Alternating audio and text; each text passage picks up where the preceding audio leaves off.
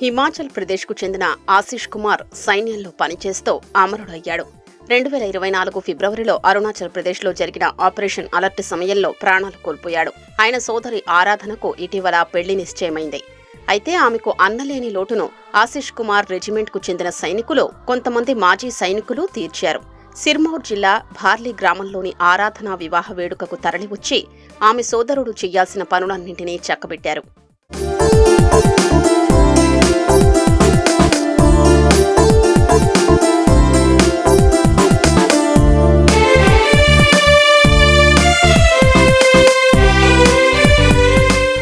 ఆరాధనను పెళ్లి మండపానికి తీసుకెళ్లడం నుంచి అత్తవారింటికి సాగనంపే వరకు అన్ని లాంఛనాల్ని సైనికులు ఘనంగా పూర్తి చేశారు. ఈ దృశ్యాన్ని చూసిన అతిథులు ఆశిష్ కుమార్ కుటుంబ సభ్యులు, బంధువుల కళ్లల్లో ఆనంద భాష్పాలు మెదిలాయి. వివాహ వీడియోల్లో చాలా మంది కన్నీళ్లతో కనిపించారు.